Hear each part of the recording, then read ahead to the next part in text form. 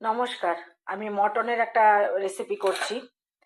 আমি কি করছি, মটনটা আগে এই দেখুন, আদা, একটু রসুন গ্রেট করা, একটা আদা গ্রেট করা, আর কিছু কোয়া রসুন গোটা দিয়েছি। বেশ অনেকটাই দিয়েছি আমি, এটা ভেতরে ঢুকে গেছে রসুনগুলো। কিছু কোয়া রসুন বেশি দিয়েছি। আর একটু অল্প একটুখানি 2 চামচের মতো কাটা পেঁয়াজ দিয়েছি, আর লঙ্কা গুঁড়ো দিয়েছি, আর নুন হলুদ দিয়েছি। এবার এটাকে আমি 4-5টা সিটি মেরে নেব। অল্প একটুখানি গরম জল মেশাবো। এই যে আমি গরম জল করে নিয়েছি, ঠান্ডা জলটা দেবো না। এই জলটা অল্প একটুখানি ঢেলে দিলাম। এবার এই জলটা আমি দিয়ে এই মটনটাকে আমি 4-5টা সিটি মেরে নেব। সিটি মারার পরে যখন এটা নরম হয়ে যাবে, তারপরে আমি এই মশলাগুলো সব ভেজে, এখানে আমার আছে একটু রসুন গ্রেট করা, একটু আদা গ্রেট করা, পেঁয়াজ কুচি, টমেটো, এখানে আছে লঙ্কা গুঁড়ো, নুন হলুদ, আর হাফ চামচেরও কম জিরে পাউডার দিয়েছি, আর কিছু দেবো না। আর আমি কয়েকটা দেবো গোটা গরম মশলা। এখানে যে মাংসের চর্বিটা ছিল সেটা আমি এখন দেবো না, ওটা পরে দেবো। মাংসের চর্বিটা আমি এখন সেদ্ধ করার সময় দিলাম না। একটুখানি চর্বি ছিল, সেটা আমি আলাদা রেখে দিলাম, পরে দেওয়া হবে। আর এখানে আমি নিয়েছি দেখুন, একটা ছোট্ট আর একটা বড় তেজপাতা, আর এক টুকরো লবঙ্গ, এই দারচিনি, 4-5টা লবঙ্গ, একটা বড় এলাচ, আর একটা 6টা ছোট এলাচ নিয়েছি। এই হচ্ছে ফোড়নে দেওয়ার জন্য এগুলো। তাহলে আমার এই যেখানে কুকারে মাংসটা বসানো হয়েছে, এখনো সিটি দেয়নি। 4-5টা সিটি, ফুল সিমে দেবো না কিন্তু। প্রথম একটা সিটি দেওয়ার পরে আমি এটাকে মিডিয়ামে করে দেবো, তারপর আমি 4টে সিটি দেবো।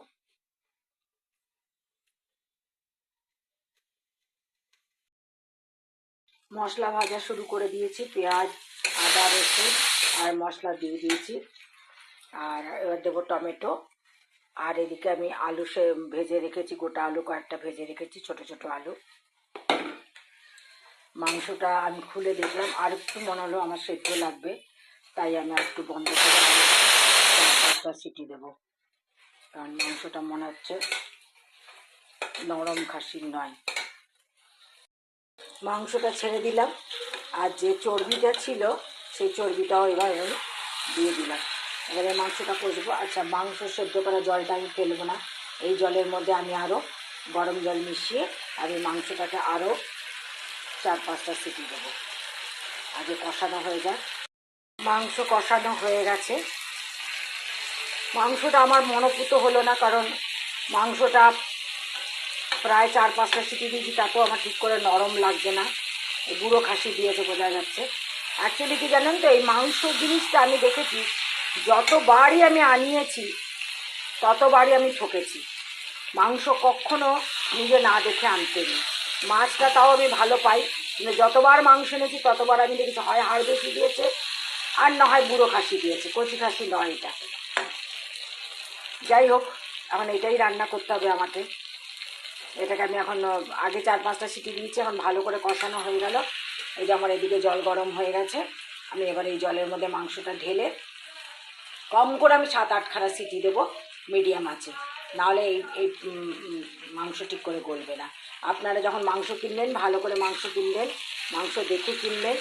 কারণ আমি কি করব বলুন, আমার স্বামী তো যেতে পারে না, যায় না, ইচ্ছা নাই তার বাইরে যাবার, সুতরাং আমাকে লোককে দিয়ে অর্ডার দিয়ে আনাতে হয়। যতবার আমি মাংস আনলাম, আমার মাংস একবারও মনপুত হয়নি। যাই হোক, একটু বেশি দিয়েছি, কারণ আমার ছেলে এসছে, আর আমার ছেলে একটু পাতলা পাতলাই পছন্দ করে, তাই ঝোল একটু বেশি দিয়েছি। আর এটা 2জন মানুষের আন্দাজে মাংসটা রান্না হচ্ছে, ঝোল বেশি দেওয়া হচ্ছে। আপনারা আপনাদের ইচ্ছা মতো ঝোল কম বেশি দিতে পারেন। আমি এখানে একদম পাতলা ঝোল করবো বলে ঝোলটাই বেশি দিয়েছি। এবার এটা 5-6খানা সিটি দিয়ে দিলে তারপর আমি নামিয়ে তারপরে খুলে আপনাদেরকে দেখাবো। হ্যাঁ, মাংসটা হয়ে গেছে দেখুন, এতক্ষণে একদম ভালো সেদ্ধ হয়ে গেছে, সুন্দর সেদ্ধ হয়ে গেছে। আমি আবার প্রায় 6খানার মতো সিটি দিয়েছি। এবার আমি এটাকে বন্ধ করে দেবো। আমার ইচ্ছা ছিল এটাকে আগে সেদ্ধ করে তারপরে কড়াইতে আমি এটাকে আর মানে এতে কুকারে দেবো না, কড়াইতেই করবো সেদ্ধ। কিন্তু আমি যখন দেখলাম যে ঠিক করে সেদ্ধ হয়নি, তখন বাধ্য হলাম আমি এটাকে আবার কুকারে দিতে। আপনারা দেখবেন যদি মাংসটা ভালো আনেন এবং কচি পাঠারা বা কচি খাসির আনেন, তাহলে আপনারা আগে এরকম চার পাঁচটা সিটি দিয়ে নেবেন, তারপরে কড়াইয়ে কষিয়ে কড়াইয়ে গরম জল দিয়ে সেদ্ধ করে নেবেন।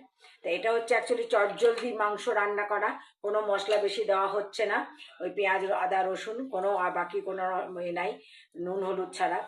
তো আর একটু গরম মশলা ফোড়নে দিলে বাস, এটা চটজলদি যারা ব্যাচেলার আছে তারা খুব তাড়াতাড়ি এটা রান্না করে খেতে পারবে। তো আমার এই রেসিপিটা ভালো লাগলে তাহলে আপনারা বানিয়ে খাবেন, খেয়ে আমাকে জানাবেন কেমন হলো।